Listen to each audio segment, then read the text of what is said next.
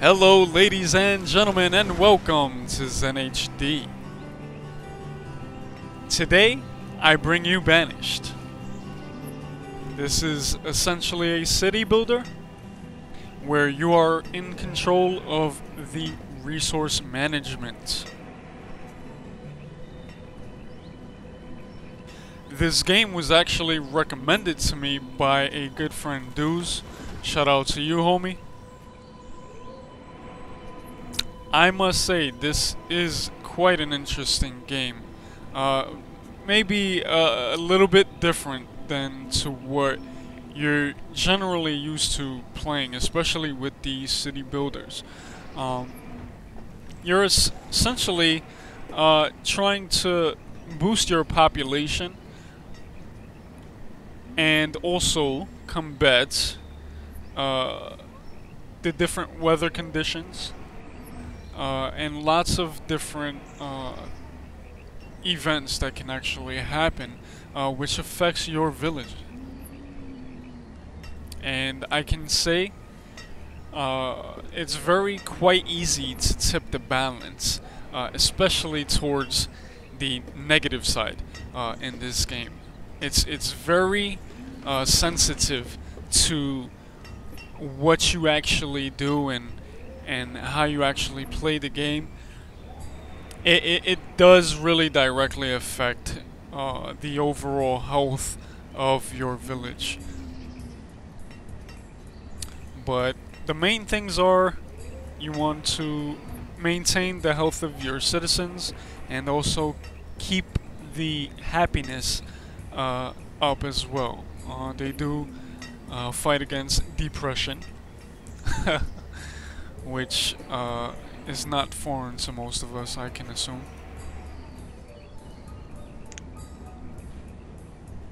Alright, so let's get into some gameplay. Obviously, you can see here in this area, they have been chopping down the forest quite heavily. So you can control whether they actually plant or cut. I disabled the cut, which chops down the trees in order to produce logs, so that way they can replant and hopefully regain some trees back.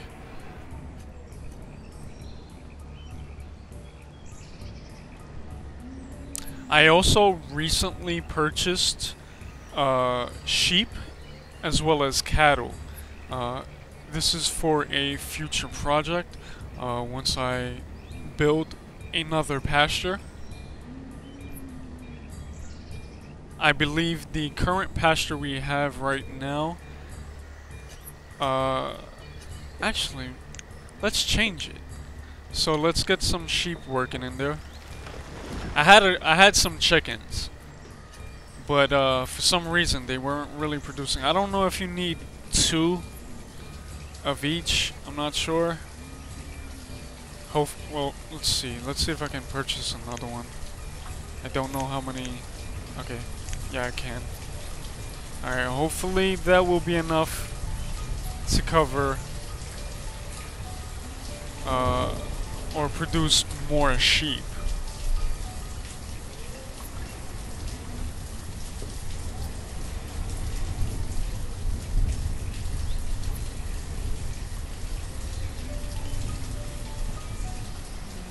And I really do love the sounds of this game.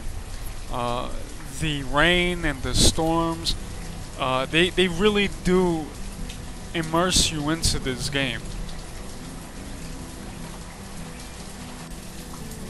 Should I buy another cattle? Let's see if I have the means.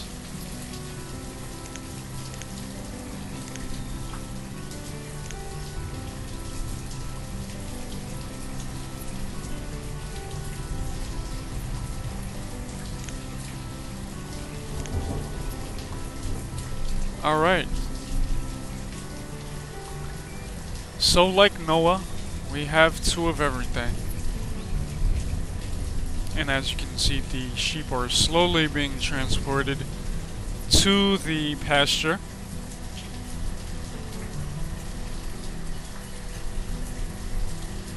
Where this herdsman will basically be taking care of them and hopefully produce a lot more. This in turn will create wool for us, so that way we can actually produce wool coats, I believe. Whoops, that's the blacksmith. Okay, here's the tailor. So yes, we can produce wool coats, which will be very nice. And if the population gets a little bit too big, that will in turn produce venison for us as well. And here you have to really be on top of the population management. That is very, very key in this game. The more houses you build encourages your citizens to reproduce. And that can be very crucial.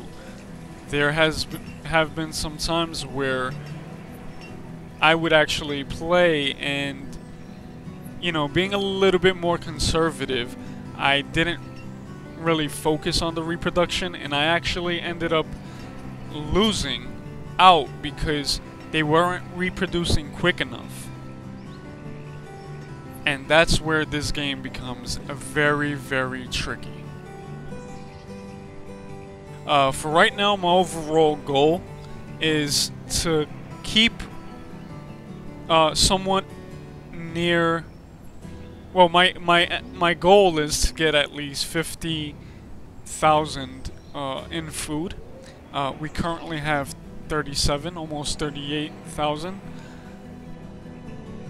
and that's a good gauge for me, because if I start losing or that amount starts decreasing, it will let me know that I need to start assessing that situation and maybe need to create more jobs to provide food for the entire village. So it definitely gives me a buffer. Again, I am rather new to this game. There's a lot of nuances in it where, you know, I may not really be in tune with, I guess you can say, but you know, I try my best, and you know, I think I'm doing pretty well. We almost have 100 population. And with that as well, I also try to keep the number of students as well as children, you know, in the positive as well, because you don't want to have, you know, the older population die off, and you don't have enough, you know, members to sustain your village.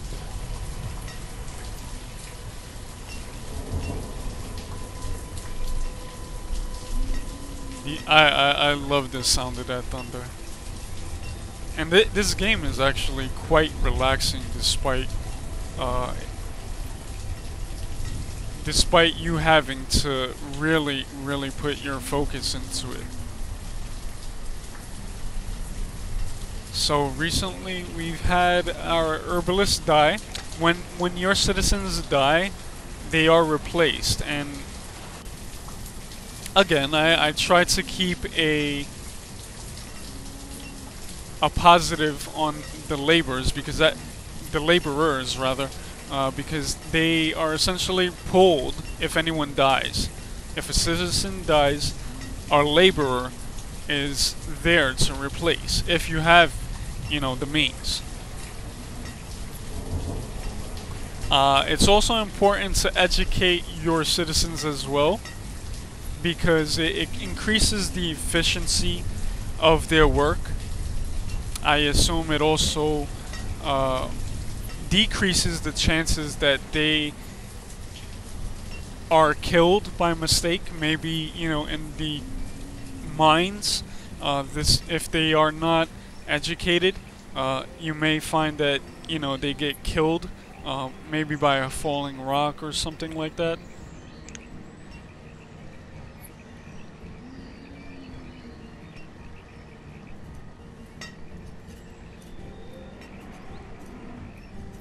Alright, let's take a look at our market. This is basically a sensor hub where all of the resources are collected and the workers transport the supplies from the storage barns and the stockpiles. And then the storage barns are filled by, you know, let's say the fishing dock, or the stockpiles are also used by the workers as well to create room for you know, materials. The storage barns are mostly used for food.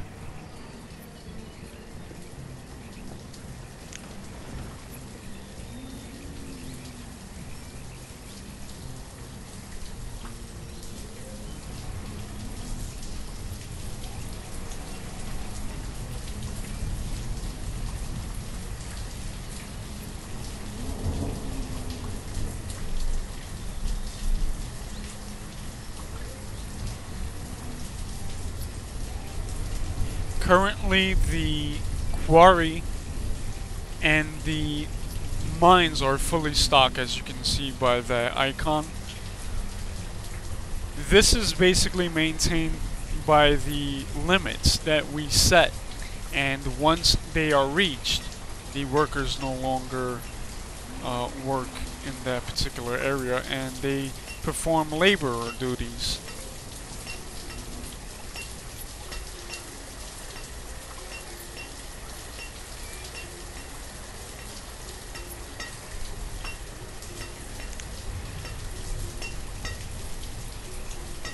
And also to keep the happiness of your members, obviously members will die, citizens will die, and you need a place to put them, or else your citizens will begin to grieve, and that affects the happiness of the village.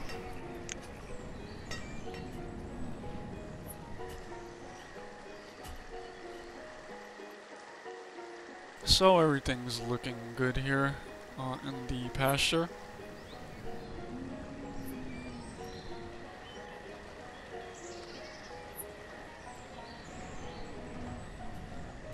Wood actually is very important, as here we have a limit of I believe 2,000, and this is very crucial because especially during the winter months, your villagers are susceptible to the weather conditions, and you must build shelter for them. And in doing so, you need fuel to maintain heat. And the woodcutters basically transform logs into firewood, which allows the people to heat their homes. If you don't have enough fuel, your villagers will essentially, or eventually, freeze to death. And that's something that you don't, you don't really want, and you would try to prevent.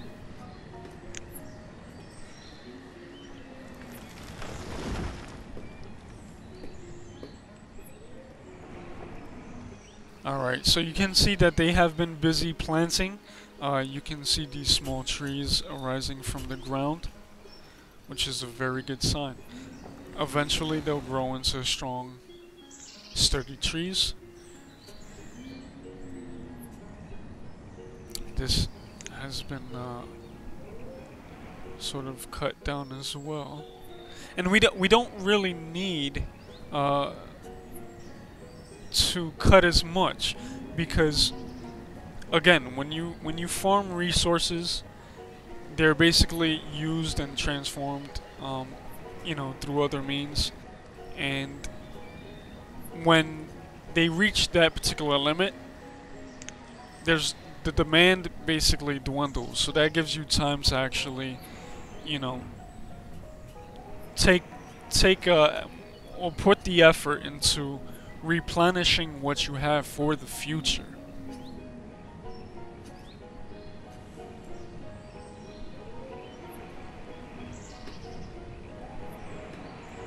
Here we have a hunting cabin. This produces venison as well as leather. The leather can be used in different ways. You can use it for, to trade, I believe, and you can also use it to create hide coats as well as warm coats in conjunction with wool.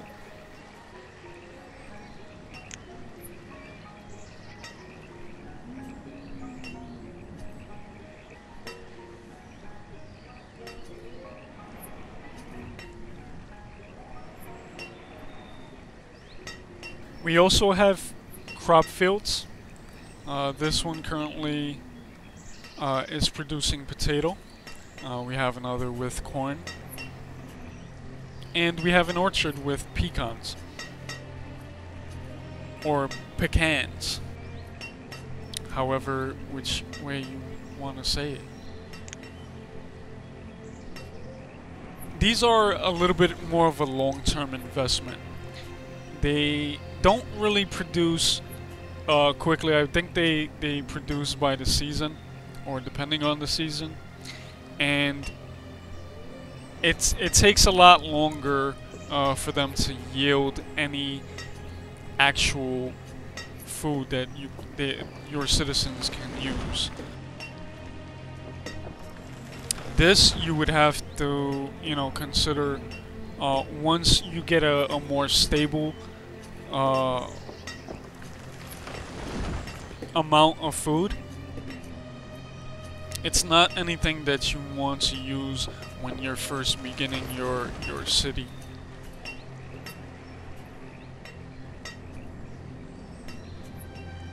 When you're beginning, I really would suggest relying on your hunting cabins as well as the gatherer's hut. The gatherer's hut essentially provides your citizens with food that they pick from the surrounding area. This is very key that you do not or try not to cut down any trees nearby, because the food that they gather are they need older trees. If you're continually cutting down and replacing new trees, the trees won't produce those items needed in order to gather that particular food.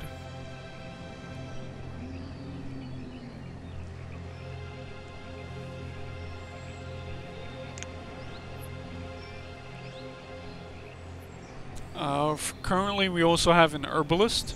This is a great way to keep the health of your citizens up. They also pick from the surrounding trees herbs that your citizens use to cure, I guess, illnesses or anything like that.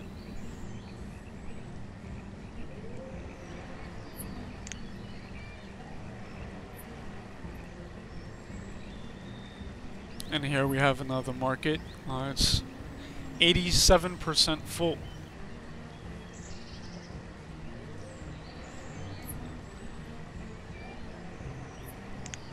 And I actually placed this particular market here because I am trying to expand the village out a little bit, and the villagers actually get supplies from storage houses and also markets.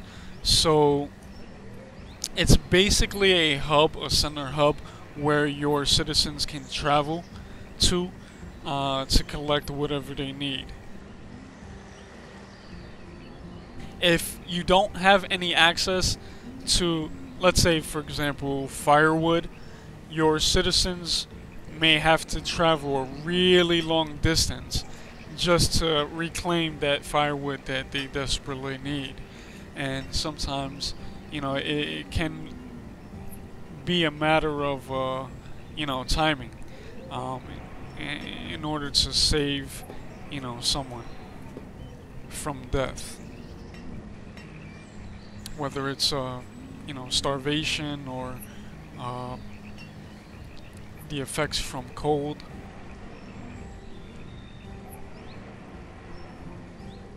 I may need to actually create another pasture, and I think I will.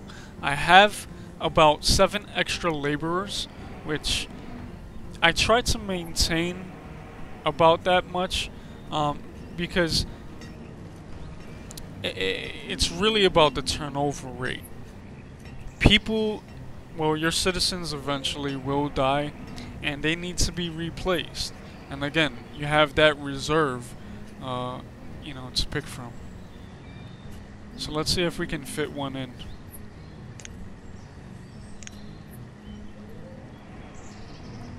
Alright, let's go to food, pasture. Where should we put it? Actually, should we even put it there? Let's see if we have another area where we can work with, and yeah, let's just keep it here.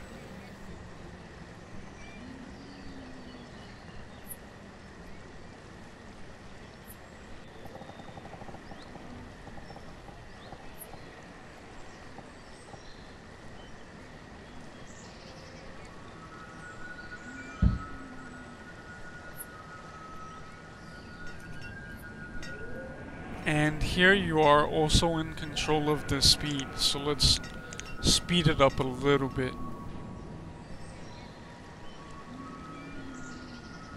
We also have 3, actually let me lower that now.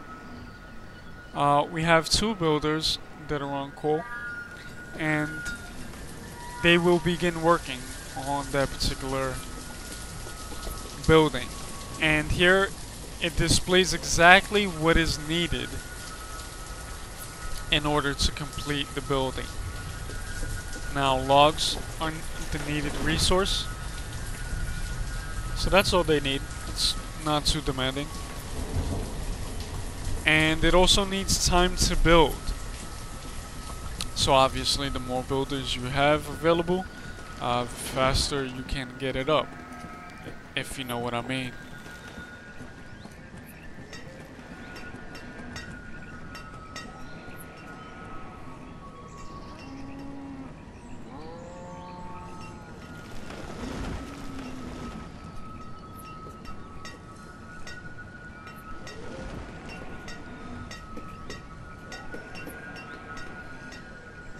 So there you have it, guys. It's a quick introduction to my village.